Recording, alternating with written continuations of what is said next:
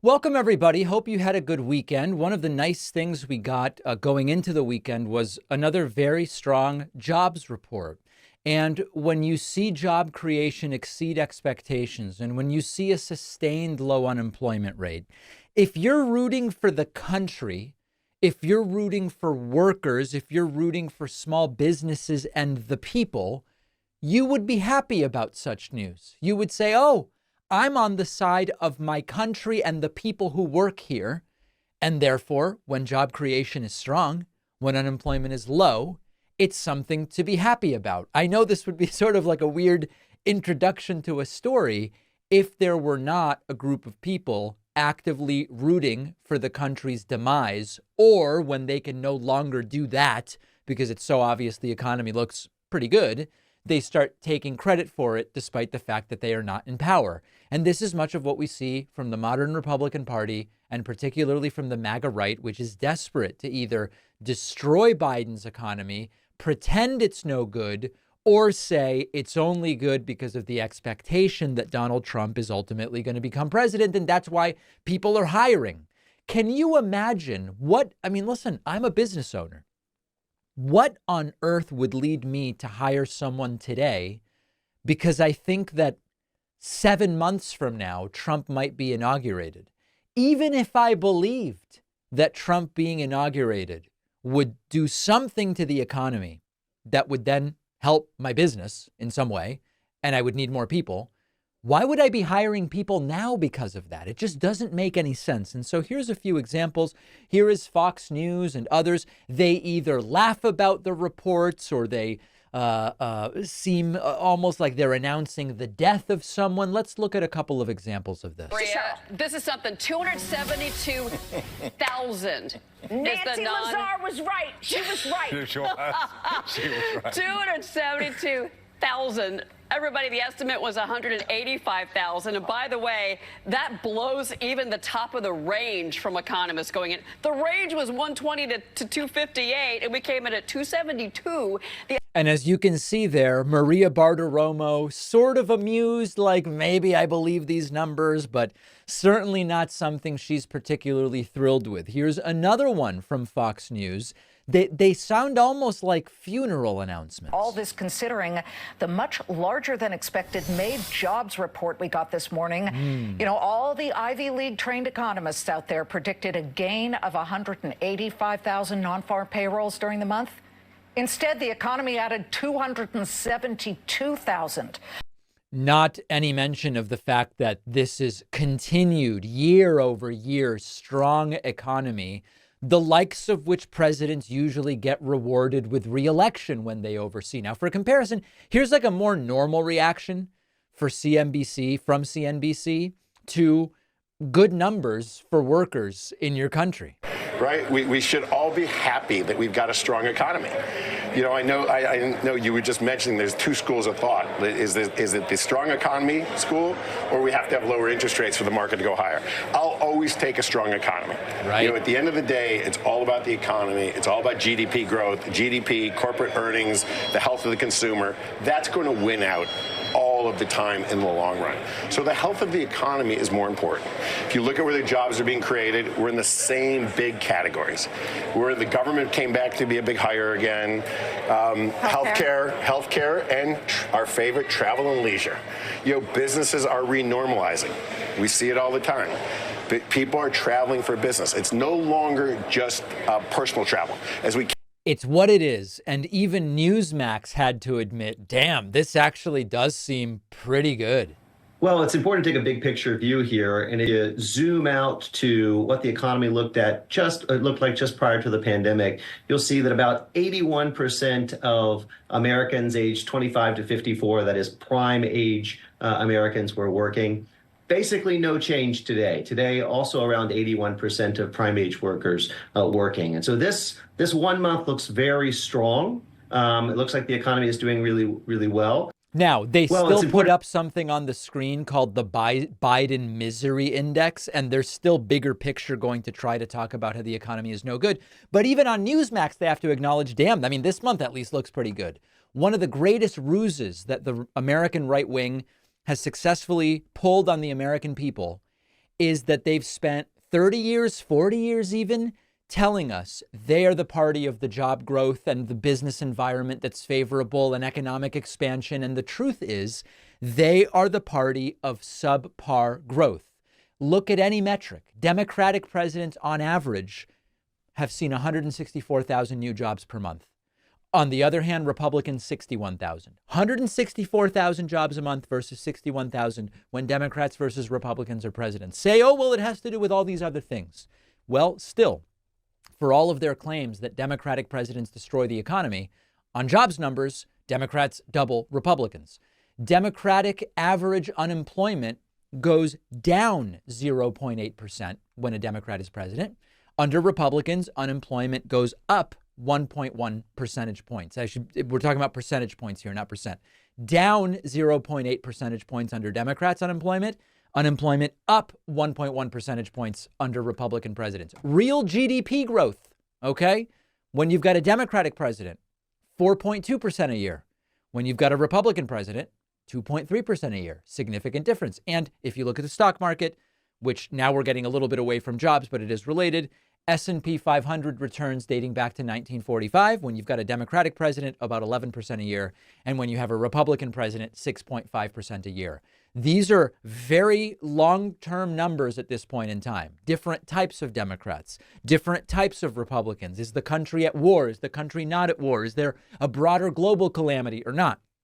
We look at a sampling, the longer the better, and the numbers are very clear. And it is a sad thing for Fox News. I almost start to wonder, whose side are they on? Are they on the side of the country and the workers, or are they simply on the side of MAGA and the Republican Party? It's getting pretty damn clear.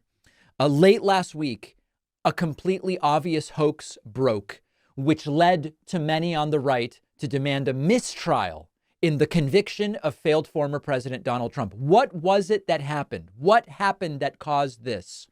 Some random guy posted on the court's Facebook page that his cousin is on the jury and they've decided that they're going to convict Donald Trump. If it were true that someone's cousin on the jury leaked the verdict to them in advance, that would be a major, major problem.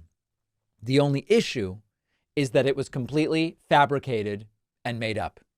And so many right-wingers fell for it. Patrick Bet-David fell for it and tweeted out, if you ever get jury duty, don't tell your cousin about the verdict the day before it's announced, especially on Facebook. Double dumb. It was just a joke. Mike Lee, the congressman, we should all have T-shirts printed. My cousin is a juror and says Trump is getting convicted. And thank you, folks, for all your hard work. It was a hoax. Mark Levin, considered a great legal scholar by Donald Trump, responds to a Fox News article about this by saying, surprise, surprise, crooked juror in Trump case. How many more? The reality, of course, is that none of this was true.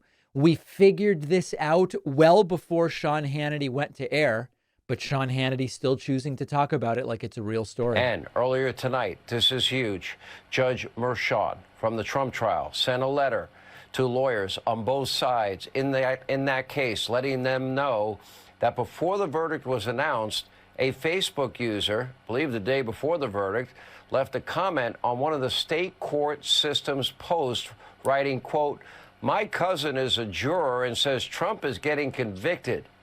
Okay, was the fix-in from the beginning? Is this cause for a mistrial? And of course, Donald Trump jumping all over the mistrial train as well. However, it's all bogus. Anybody can go on Facebook and post that. Anybody can do it. The post has since been deleted, but the individual who posted this, Michael Anderson, if you look at his, I believe now he's gone private on all of his Facebook stuff, but if you looked at it at the time, you see that he regularly just posts nonsense all over the internet. This is sometimes called S-posting, S-H-I-T posting.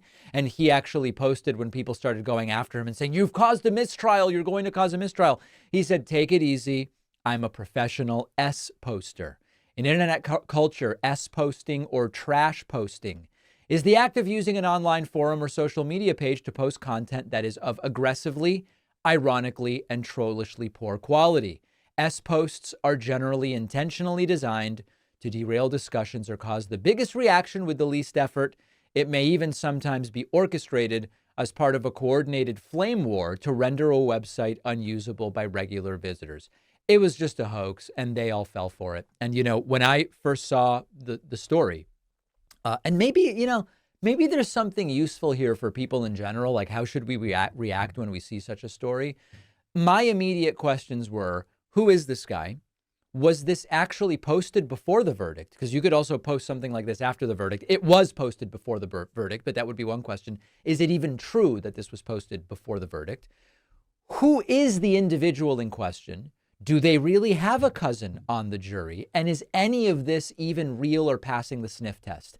And if you clicked on the guy's Facebook profile, to any sort of normal, well-adjusted person who understands kind of how to read, you would realize something is weird about this. This doesn't really make any sense. It's not sounding like this is really a guy with a cousin on the jury. And of course, it was not. And Trump's out there demanding a mistrial, and Hannity's out there demanding a mistrial, and it is all complete and total nonsense. So buyer beware. I know that it's very exciting when you find something that you think is useful to you. If you've been saying this conviction is so unfair, we've got to find some way to get Trump out of this, and all of a sudden something pops up and you go, oh, there's the cause for a mistrial. Maybe before jumping all over social media and posting about it, and this includes if you're Trump talking about a mistrial, maybe wait to figure out whether it's a hoax and you've been had, as so many of these right-wingers were, before demanding the mistrial. So certainly a lesson in internet trolling, to say the least. Let's take a very quick break. Make sure you're subscribed to our YouTube channel, youtube.com/The David Pakman Show. I have a very, very important announcement, significant announcement about the future of The David Pakman Show coming up later this week. Sort of an existential announcement, for lack of a better term. I think some people will like it. Some people are definitely going to be upset. But we've got a big announcement coming up this week. Hope you'll subscribe to us on YouTube. We'll hear from a sponsor or two. And then the Monday show will continue. Don't forget that the best way to support The David Pakman Show is by becoming a member, which gives you access to the daily bonus show, the regular show with no commercials. You also get access to our entire archive of every episode dating back a really long time, and plenty of other awesome membership perks. Go to joinpakman.com, joinpakman.com. The David Pakman Show continues to depend primarily on your support, the support of people who like the show and get memberships at joinpakman.com. We have a great suite of benefits and perks for our members. I've got a big announcement about the show coming up later this week, which will be great in a lot of ways and will also heighten our dependence on direct memberships. I'll tell you about it. It's pretty interesting, but you can get all the great perks, including the world famous bonus show, at joinpakman.com. Donald Trump held a rally in absolutely blazing heat in Las Vegas, Nevada, just days after 50 heat-related hospitalizations at his rally in Phoenix, Arizona. Remember, the reason he did the Phoenix rally midday is he had to get up to Silicon Valley for a high-priced fundraiser later at night. Donald Trump choosing to hold a rally in Las Vegas, Nevada, where temperatures were well over 100, and it was a disaster. Before the rally even started and Trump turned on his voters, we'll get to that in a moment, we had reports of dozens of medical patients and multiple transports to local hospitals. 100 people became so overwhelmed by the heat that they had to go to these medical cooling tents that they had set up. And this part of the story barely even getting any corporate media attention. And it's all with Trump not mentioning the people from Phoenix, didn't go to the hospital to see them and thank them for their support. Nope, he just flew off on his private jet to Silicon Valley after the Phoenix rally, and the exact same thing happening in Vegas. And you know what? Trump doesn't care about his voters. He even said it during this rally. Listen to this. By the way, isn't that breeze nice? Do you feel the breeze? Because I don't want anybody going on me. We need every voter. I don't care about you. I just want your vote. I don't care. See, now the press will take that and they'll say he said a horrible thing. Well, it's the truth. Trump really doesn't care about you or your family or your community or the Constitution if it's inconvenient, or the rule of law if it's inconvenient. He cares about what is best for him. And I know that Trump is framing it as a joke, except Trump has no real sense of humor. So the degree to which he's ever joking is a question mark.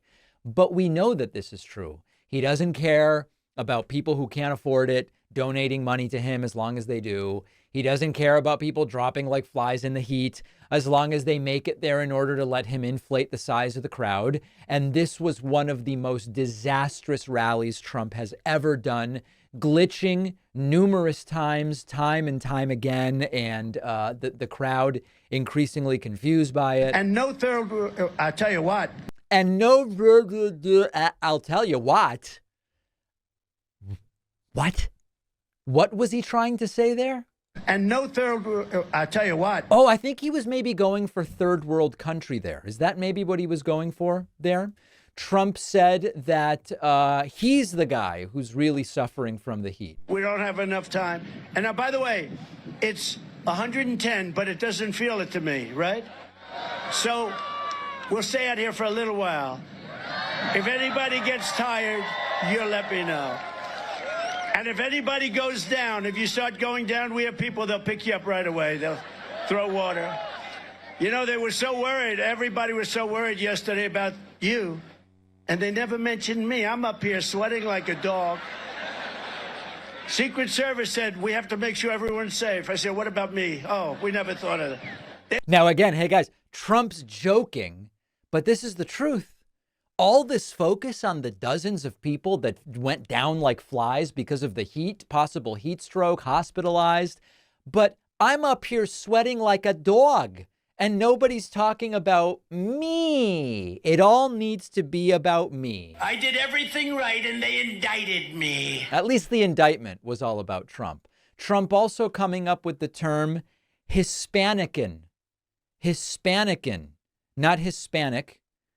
Not Hispanic American, but Hispanican. Out war on the workers of America, especially African Americans and Hispanic Americans and African Americans. I kind of like that. I do consider myself Hispanican, if I'm totally upfront, right? Because, as you know, I came here from Argentina, where they're speaking languages no one's ever heard of, according to Donald Trump. Trump did rant about batteries and shark attacks, and I dare you to make sense of what Trump is saying here. And it must be because of MIT, my relationship to MIT. Very smart. He goes, I say, what would happen if the boat sank from its weight? Right. And you're in the boat and you have this tremendously powerful battery and the battery's now underwater. I think this is an attack on electric cars, but I'm not totally sure. And there's a shark that's approximately 10 yards over there. By the way, a lot of shark attacks lately. Do you notice that? A lot of shark. Yeah. I watched some guys justify It's because of Sleepy Joe. it today. Well, they weren't really that angry. They bit off the young lady's leg because of the fact that they were not hungry, but they misunderstood who she was. Yeah. These people are crazy. He said there's no problem with sharks. They just didn't really understand a young woman swimming now really got decimated, and other people too. A lot of shark attacks. So I said, yep. So anyway, RNC Research is very quickly scrambling to doctor more videos of Joe Biden to draw attention away from this rally where, I mean, listen, maybe Trump was experiencing heat stroke during this rally, and that explains this. Trump ranting about electric vehicles, and at this point, the crowd is asleep. They're just, you could hear a pin drop as Trump rants about electric vehicles. and you have to get chargers. There are no chargers. The whole thing is, it's the kind of thing that if your 5-year-old grandson were sitting up here and you gave him a quiz, he would say, don't bother with the electric. There's another thing. The truck is so heavy because batteries are very heavy. The truck weighs more than twice as much as a gasoline truck. So what happens, a diesel. So what happens is they have to fix every bridge all over the United States to handle the weight. Every bridge has to be We kind of have to fix those bridges anyway. Built because the weight is double and triple that of a gasoline or diesel tank truck. And you say to yourself, who are these people that are destroying our country? The crowd is silent. They're like, I'm in direct sunlight in 110 degrees. It is way too hot for Trump's rants about electric vehicles. Now, as you know, Trump and MAGA frame themselves as being for law and order. And here Donald Trump refers to the alleged and also convicted criminals from the January 6th riots as warriors and victims. That's not how I remember January 6th. But those J6 warriors, they were warriors, but they were really more than anything else. They're victims of what happened. All they were doing is protesting a rigged election. That's what they were doing. Right. And then the police say, go in, go in, go.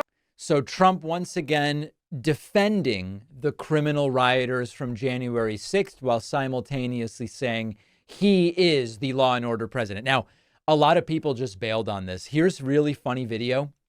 This is from Hal Sparks. And this is within 5 minutes of the speech starting.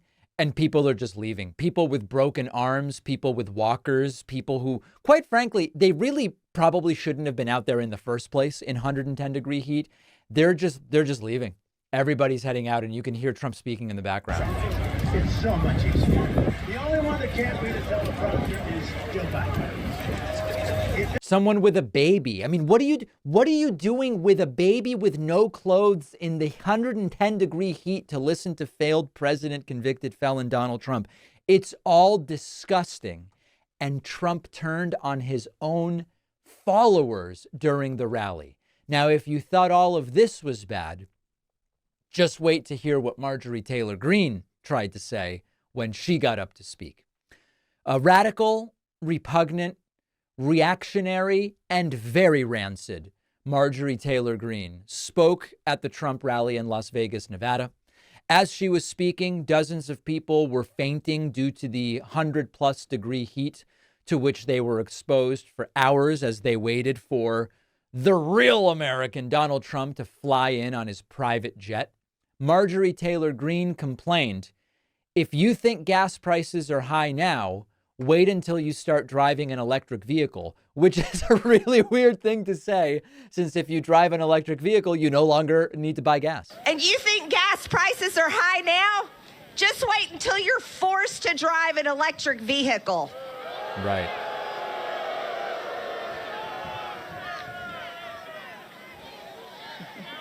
Exactly. Right. Yes.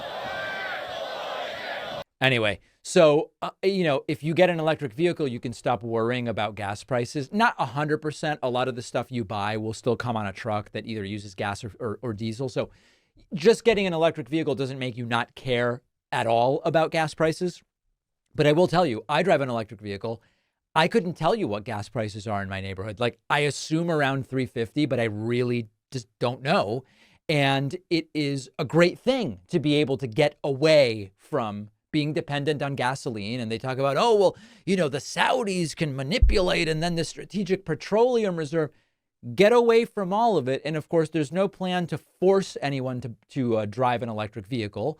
But eventually, new gas-powered vehicles will be phased out because they kind of don't make any sense to drive around pumping toxic fumes just into the air.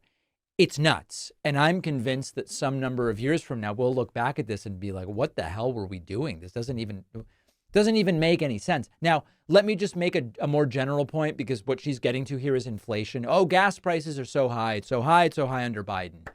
Inflation has been consistently the lowest of all of the Western, richer sort of countries in the United States. If you look at the U.S. and the countries we consider our cohorts or contemporaries, inflation has been lowest here since the pandemic high. And critically, Donald Trump has articulated no plan to deal with it. I actually tweeted about this. For the people voting Trump because of Biden's inflation, can you account for, number one, why U.S. inflation post-pandemic is lowest among Western rich countries? And two, what Trump's plan is to lower inflation? And three, how low you want it, since it's already at the economically desirable 3%.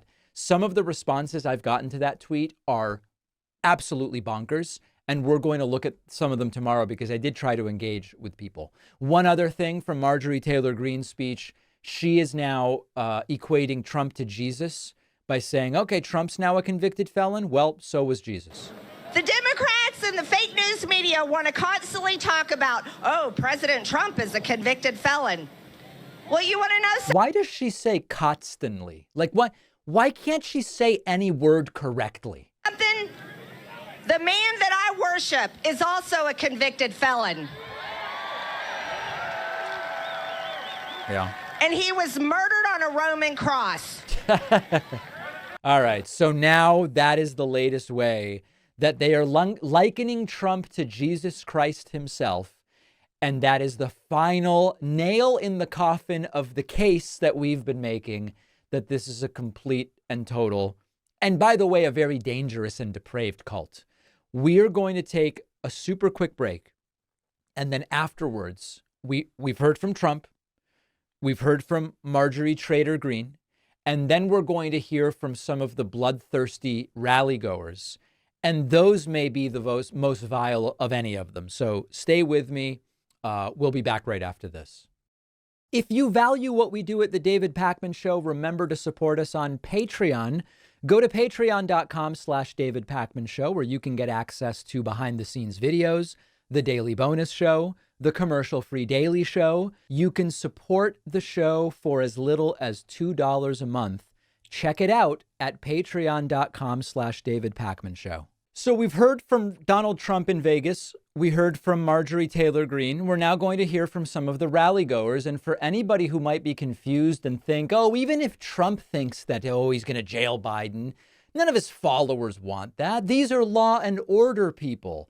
Now, if January 6, 2021 didn't prove to you that these are very much not law and order people, this video clip will. Right Side Broadcasting, Real America's Voice, and other shows were out there interviewing folks before the Trump rally, and they found a crowd that says one of the first things that Trump should do if he becomes president is put Biden directly in jail. What should he do on day one of this next administration? I think we ought to jail Brandon. Brandon. You got to jail Brandon. Yeah, and I would say get Joe what he needs, get him in a nice facility, a nice retirement village. So basically, we're going to... Yeah. Jail Joe Biden. Now, a logical follow-up, because listen, this is the great Brian Glenn. He's Marjorie Taylor Greene's boyfriend. He's doing interviews that he wants us to believe are serious interviews, as funny as that is. A sort of natural follow-up would be, got it. In this country, we jail people after they've been convicted, but what is the crime for which you would like to see Joe Biden convicted? It's such a simple question, but it's such a tough question for many of these people who would be completely unable to actually tell you what the crime is. And then we might have follow-up questions like, does due process matter? Does a trial matter? Is it relevant whether the person has actually done something wrong? And do we need an investigation? Little things like that, right? Just small little things like that. There was a woman interviewed. She was at the rally. Remember, 100+ degree weather, dozens of people dropping like flies, some having to be hospitalized, no shade. And she says she supports Trump because it's what's best for the kids. Forget about a Trump presidency.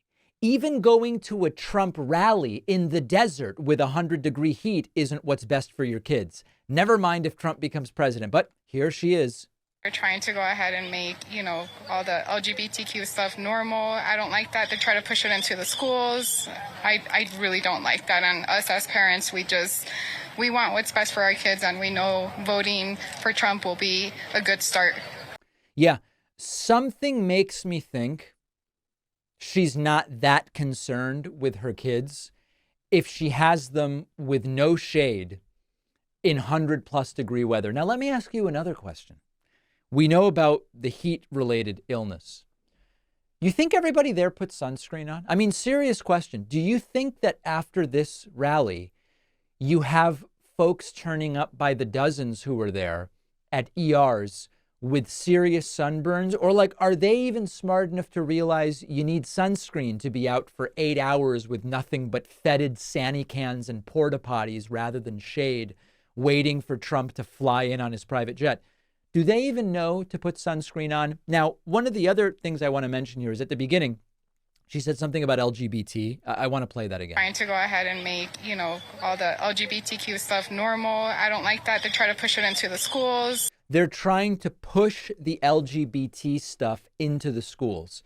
If I were interviewing her and I was trying to do a serious interview, which Brian Glenn is not trying to do, he just nods along, right? Like a ventriloquist doll. Oh, yeah. I would say, beautiful. Tell me, what is the LGBT stuff and how are they trying to push it in schools? Because what you would often get to is, well, I heard that in 4th grade, they read a book where a character has 2 moms. And then you would be there waiting. It would be a pregnant pause, waiting for the payoff. Okay, and what is it that they've done that's so terrible? And that would be it. Or they might not even have that. That would be if these were being handled as real interviews, which they very much are not. And then they did find one smart guy at the Trump rally who said, it's just too hot. I'm going to get the hell out of here. Sir, let me tell our audience what your name is and how are you doing today? I'm Chris. I'm from the PAA podcast. I'm very, very hot. I was planning on staying out here for 8 hours, and I don't think I'm going to do it. I'm live streaming, but I'm going to go around and say hi to people and then just boogie, I think. It's nasty out here. Yep, exactly. Nobody should be there. This is a rally the rally should have been aborted at conception, quite frankly. At the moment someone conceived, hey, what about a rally in Vegas in June, outdoors? Thoughts? Middle of the day. At that point, they should have aborted the idea. That's my view on it. And very, very dangerous to your health to go to these rallies. All right. Dr. Phil McGraw did a record-setting suck-up interview with convicted felon Donald Trump. I do not believe it is even conceivably possible to do a more sycophantic, brown-nosing, down-on-your-knees cult interview than what Dr. Phil did to Donald Trump. And I want to remind you before we watch the clips from the interview with Dr. Phil. Dr. Phil was on this show recently, and he tried to deny to me that he's a political actor, that he's a right-winger. He's like, no. I look at things from a psychosocial view. He tried to deny, and listen, I knew, right? And we exposed him. I knew this guy was just covering and was a right-wing actor. But remember what he told me about politics. You know, I'm very interested to speak to you today because in preparation for our interview, I've been watching some of the Fox News appearances, looking at the book, etc. I never really saw you as a guy who delved into political issues per se. You seem more willing, interested, and I must say, maybe more conservative than I thought you were. Is that a fair assessment? Not at all. Okay. Because I am so not political, you can't even believe it. Wow. And I'll tell you why. I know nothing about politics. And, and I know why you say that. He knows nothing about politics. Well, that really came out during the Trump interview we're going to look at in a moment. It sounds like it. Right. I talk about these things as cultural issues from a psychological, psychosocial standpoint, how they affect families and people. And they do overlap with some of the things that politicians talk about, but they talk about it from a political standpoint, funding standpoint, how they can get this bill or that bill through, couldn't care less. But I am interested in those issues in terms of how they impact families in their day-to-day pursuit of life and peace and being able to raise their family in a healthy environment. So there's a lot of overlap, but I don't talk about it from a political standpoint because I frankly don't know enough about the politics of it all. All right. He doesn't do politics because he doesn't know anything about politics and it's not partisan.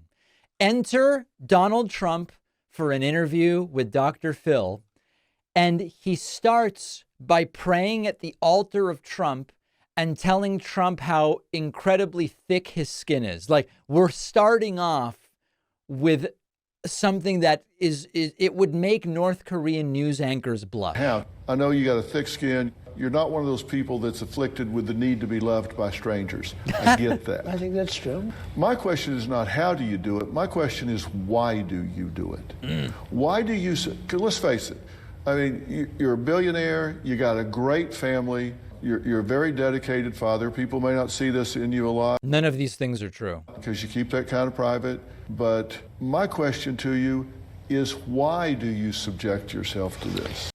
Dr. Phil claims to be a foremost expert on human psychology, psychosocial factors, and he thinks that Trump, the neediest and most narcissistic man I think maybe I've ever even conceived of, doesn't need the love of strangers. And how could Dr. Phil get it so wrong?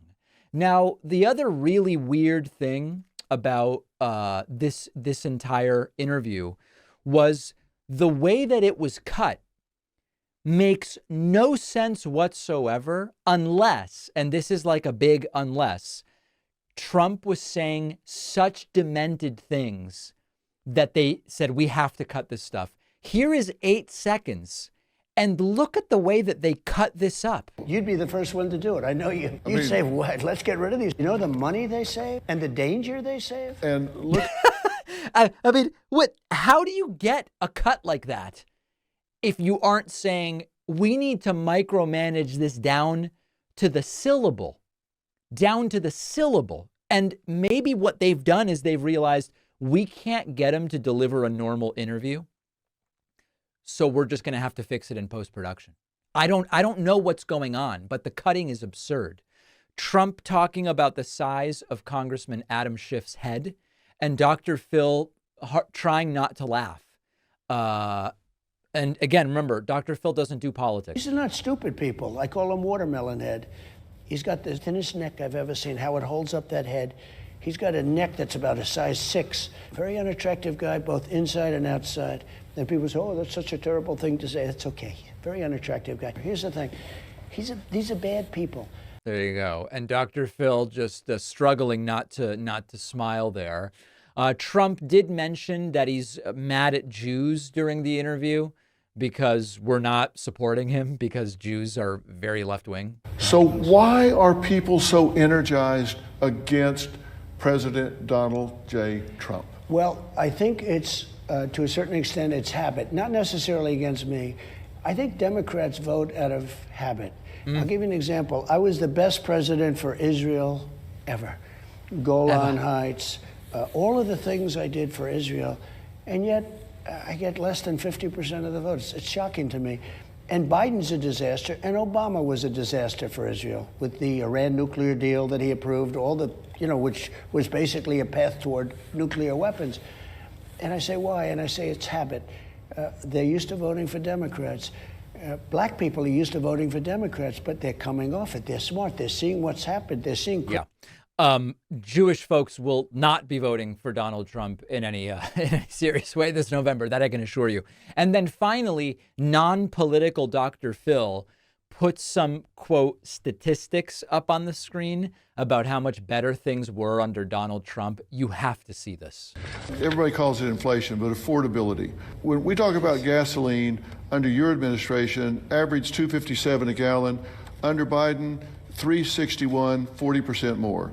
Under your administration, homes average $320,000. Under the Biden administration, 31% more, $420,000. So let's pause it right there. Do people in the audience realize what's very stupid about these numbers in the sense of Dr. Phil using these to justify how great Trump was? First of all, with gasoline, average $2.57. Average in this case, we don't even know how that was calculated. I've not seen that number. When Trump left office, gas was $2.87. The reality is that once you back out just underlying inflation and the fact that things get more expensive, it would sort of be if like I came here and I said, hey, you know what? Trump was terrible on gas prices because they were cheaper under Obama. And then you could come up and go, David, Obama was terrible on gas prices. They were cheaper under George W. Bush. And then I come back and go, no. They were even cheaper under Bill Clinton. Once you back out the fact that we have a background level of inflation, gasoline being $3.61 now versus Trump's $2.57, or more accurately $2.87, it's not really the big gotcha that you think it is. The other one that's really funny is homes. They point out home prices are way up under Biden. Now, I'm not going to deny that when homes get more expensive, they become more difficult for people to afford. But homes also are one of the biggest indicators of how the economy is doing. And homes are the biggest equity stake that most Americans have. The biggest place where Americans have money is in their home. And so you can just say, hey, look at this under Biden. Americans have seen their homes appreciate 31%. That is an insane increase to their net worth. What great news. The point here is it's all about balance. And the fact that Dr. Phil is just saying, oh, home prices being up is bad. Home prices being up has been one of the greatest drivers of increased net worth for people. If you don't own a home, obviously you have a different position. But the whole point here is this is one of the most laughable affordability crisis sort of sets of statistics. Now let's listen to a little more. Under your administration, interest rates 3.8 average. Under the Biden administration, 39% more at 5.3%. Now let's talk about that one. The president doesn't set interest rates. The reason interest rates were so low under Trump is because of the COVID economic disaster and the Fed saying things are bad, so we keep rates low. Low rates are a reaction to economic problems. We now have higher rates, which soon may be starting to come down. Part of the reason that rates have gone up is because you don't want an overheated economy. Therefore, the Fed says to slow things down a little bit. Things are so good, we can start raising rates. Maybe Dr. Phil is right. He doesn't know anything, but he's certainly pretending to here. So this is to say this would make North Korean and Russian state TV anchors blush is really an understatement. And the whole concept of I'm just Dr. Phil. I'm not political. I don't know anything about politics. And then he couldn't be sucking up more aggressively to Donald Trump. It's sad to see, but I can't say it's super surprising. Follow us on social media. Interact with the David Pakman Show community. See exclusive content. See when we're taking calls live. And stay up to date on other big show announcements. We post daily. Find us on Reddit, Twitter, Instagram, Facebook, Discord, and TikTok. All right, as some of you I know saw, I was on the Piers Morgan program last week. I was on quite a panel, and the panel was, I guess, generically about Trump and Biden. You know how these things are, or maybe you don't actually. The way these things often work is they contact you very last second. They tell you, here's the people you'll probably be on the panel with, and then it changes. The topics are given to you an hour before. So needless to say, I ended up on a panel with MAGA guy Benny Johnson, and then attorney Alan Dershowitz, and then Democratic commentator Nomiki Konst, who we've known for a long time, and then, of course, Piers Morgan hosting it.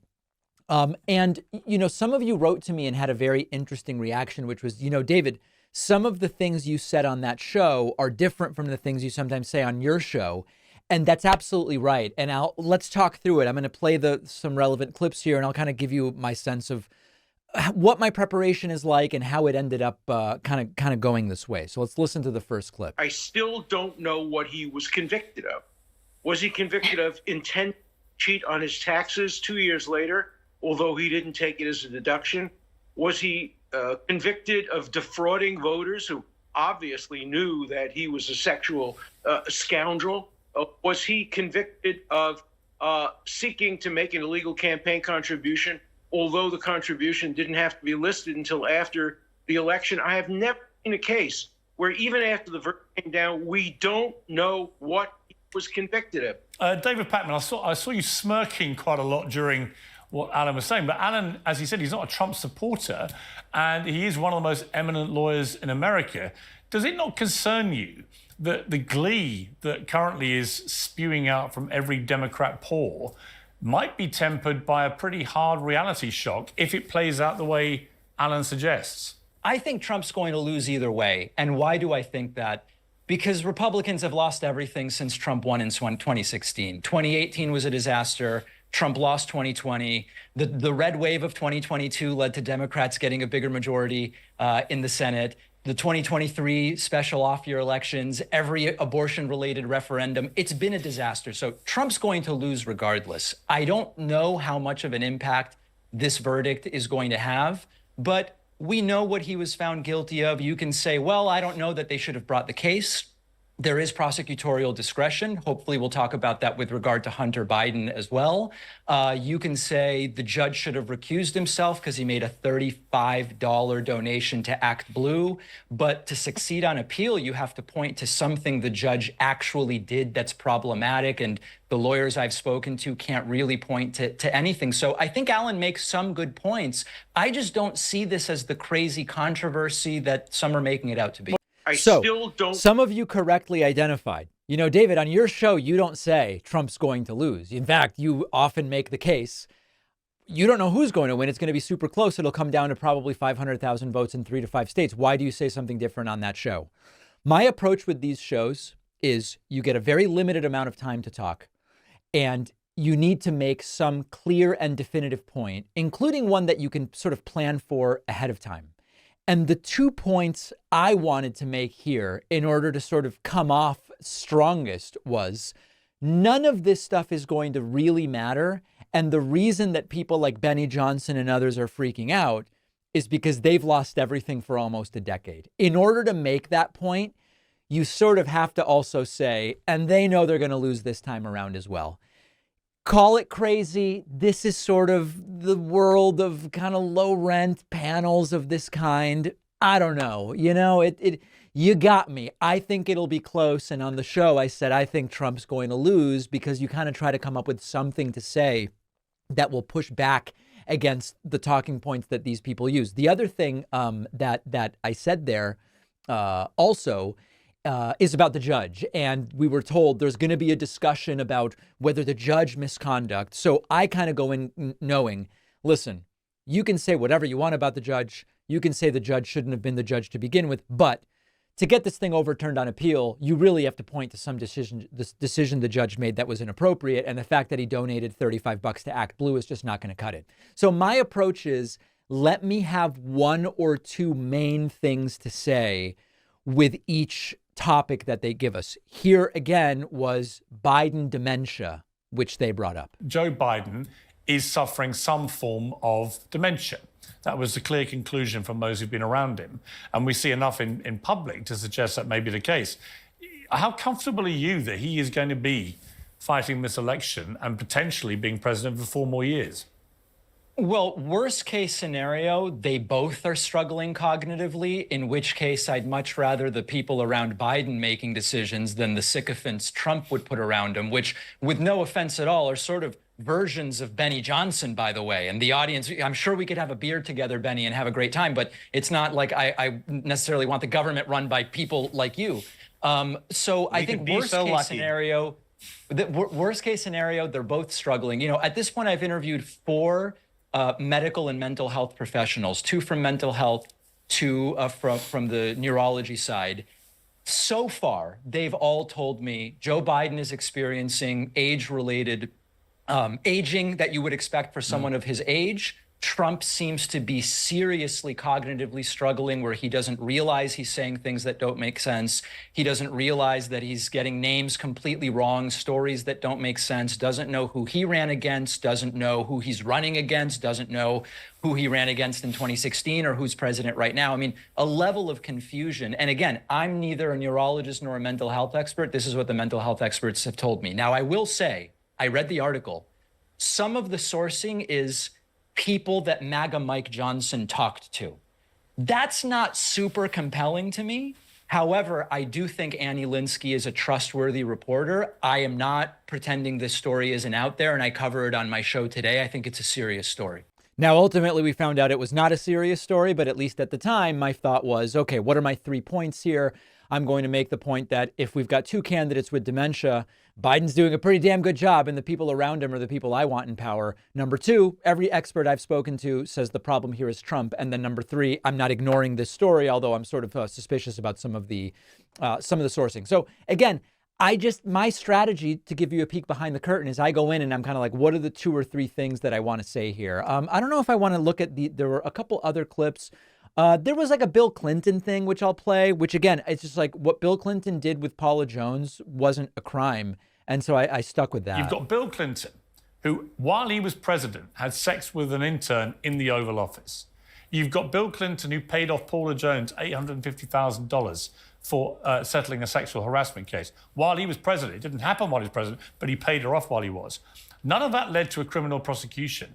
And I would think many Americans, if they're just out of the toxic tribal loop, would go, well, surely even the Paula Jones one sounds a lot worse than a consensual fling with Stormy Daniels 20 years ago. The flaw is that there was nothing illegal about Bill Clinton settling that lawsuit, and they were not campaign contributions disguised in this way, which was determined to be criminal. I think Trump will make himself a martyr either way. He's a victim of the system of elections being rigged. He's a victim of the justice system being rigged. He's a victim of the media rigging his microphone and the temperature in the debates. He's always going to be a victim of everything. They've lost everything since 2016, Piers. Of course he's going to be the victim because he can't just admit, for the last 8 years, I've destroyed this political party. We've lost everything since I became president. Let him lose legitimately. Well, that's what I was about to say, actually. All right. So it was a very interesting experience. You know, you have such limited time. You really need to know exactly what it is you plan to say. I think it went well enough, and I don't know if they'll have me back, but it was certainly interesting. I went to a drag show over the weekend, or sort of stumbled upon one, and what I saw there stunned me. Now, bear with me for a moment so I can lay this out. Last week, I interviewed MAGA Republican candidate Royce White, who's running against Democratic Minnesota Senator Amy Klobuchar. And among non sequiturs and lies and misdirection, at one point Royce brought up, apropos of nothing, so-called drag strip shows, looking to equate a drag show with what happens at strip clubs. As a reminder, here's how that went. Why they're bringing their children to drag stripper shows. Let me ask about a couple of things. Do you think that's okay? Do you think it's okay to sexualize children at drag stripper shows? I don't think the children are being sexualized if they go to a drag show. No, I just don't think that that's the sexualization of children. You don't think children are being, would it be okay for me as a grown adult male to take underage kids to a regular strip club? I don't think they're allowed, no. So why are they allowed to do it in private? But why aren't they allowed? Royce. Why aren't they allowed? Is it because of the alcohol or because of the sexualization? I don't know the laws around strip clubs. I couldn't tell you. Oh, but Royce, okay. if maybe I you can should get learn them though, because you're talking. All right. So many of you wrote to me and you said, you know, David, Royce is being super dishonest. A drag show and a strip club really have nothing in common. Well, I stumbled upon a drag show over the weekend and I watched a few minutes, and I have to tell you, this might stun you. None of what Republicans have been saying about drag shows was actually true. The drag show had nothing sexual about it. There were some kids in the audience. There was, I hope I'm using the right term here, there was a drag queen. I hope it's not a derogatory term. There was a drag queen doing balloon animals. Every kid was there with a parent. No one recruited and secretly forced any children to the drag show against their parents' wishes. And I hope this isn't offensive either. The drag show had way more in common with a clown act for kids than it did with a strip club. There was no nudity. There was no sexual content. It was biological men dressed in exaggerated makeup and women's clothing. And the makeup and the wigs and the whole thing, it has everything in common with a completely benign and typical performance for kids. And it had nothing in common with strippers nor a strip club. Now, this may not come as a surprise to many in my audience, but once again, Republicans have set up this enemy, drag shows, and they try to equate them to adult strip clubs, and there is simply no reasonable analogy here. So just by chance, I got a chance to do a little bit of investigation into some of those claims that Royce made, and they fall pretty flat. I also want to address the Royce White interview a little more broadly. Instead of a voicemail today, I have an email to put up on the screen for you. Melissa wrote to me about last week's interview with Royce White. And Melissa wrote, latest interview made me a paid subscriber. The interview with Mr. I only eat at strip club restaurants made me finally stop and take the time to become a member. I'd been putting it off. I loved everything about you and your content, and this interview was icing on the cake. It felt great seeing you do your thing, and I got the best laugh. You are keeping me sane through this crazy time. Thank you for that. Sincerely, Melissa. P.S. I started watching you the day Howard Stern told us to check you out. That is absolutely delightful, Melissa. Oh, the bonus show where you want to make money, but everybody else that makes money to fund themselves is bad. I heard from about 10 or 12 people who said, David, I already knew about your content, but that Royce White interview was just something else, and I became a member right away. Massive dumps of memberships as a result. Some people did not like the interview. And there were people who wrote in and said, David, you just shouldn't waste your time with people like that. You know, one of the realities we have to contend with right now is that I understand there's lots of Republicans looking to be reelected who are more normal than Royce White. But if you look at the kind of upstart challengers on the Republican side that are trying to get elected, particularly ones that are in any way in cahoots with Trump, a lot of them are out of their minds. So it's a tougher thing than you might imagine to find the so-called normal Republicans. All right, we've got a great bonus show for you today. Texas is asking people, avoid using your cars. What? Yes. Conspiracy theorist Alex Jones has agreed to liquidate assets to pay Sandy Hook families, and the Trump Supreme Court decision on immunity is imminent. Where might that go? All of those stories and more on today's bonus show. Don't miss it. Make sure you're signed up at joinpacman.com, and we'll be back tomorrow with a new show as well.